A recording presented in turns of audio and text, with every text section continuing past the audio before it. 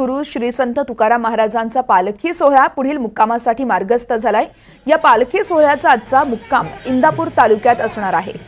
तर सणसर या गावात मुक्काम असेल। दरम्यान मोतीबाग ते काठेवाडी उपमुख्यमंत्री अजित पवार हे सुनेत्रा पवार यांच्यासोबत वारीत चालणार आहेत। याच ठिकाणी सोहळ्यातील मेंढ्यांचं पहिलं रिंगण देखील पार पडेल।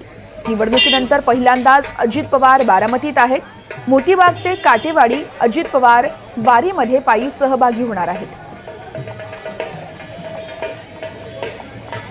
बारामतीचा मुक्काम आटोपून जगद्गुरू संत तुकाराम महाराजांचा पालखी सोहळा जो आहे तो आता पुढील मुक्कामासाठी मार्गस्थ झालेला आहे। इंदापूर तालुक्यातील सणसर गावामध्ये आजचा पालखी सोहळ्याचा मुक्काम असणार आहे। तत्पूर्वीच बारामतीमधील मोतीबागेमध्ये राज्याचे उपमुख्यमंत्री अजित पवार जे आहेत ते पालखी सोहळ्यामध्ये सहभागी झालेले आहेत। अजित पवार यांच्यासोबत त्यांच्या सौभाग्यवती खासदार सुनेत्रा पवार देखील या सोहळ्यामध्ये सहभागी झालेले आहेत। अजित पवार आता या ठिकाणी दर्शन घेत आहेत।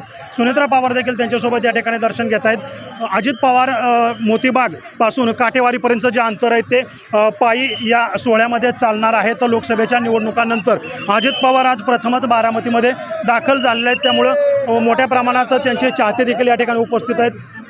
अजित पवार यांनी पालखी सोहळ्याला या ठिकाणी उपस्थिती लावल्यानंतर या ठिकाणी एकच जयघोष देखील करण्यात आला। अजितदादा एकच वादा, अजितदादा एकच वादा अशा पद्धतीच्या घोषणा देखील त्यांच्या समर्थकांकडून देण्यात आल्या। आता जगद्गुरू तुकाराम महाराज पालखी सोहळ्याचं दर्शन जे आहे ते अजित पवार या ठिकाणी घेत आहेत। त्यानंतर बारामतीमधील या मोतीबागेपासून काठेवाडीपर्यंतचं जे अंतर आहे ते अजित पवार पायी चालत पार करणार आहेत। त्यांच्यासोबत त्यांच्या पत्नी सुनेत्रा पवार देखील उपस्थित असणार आहेत। देवा राखुंडे, इंडिया टीव्ही मराठी, बारामती।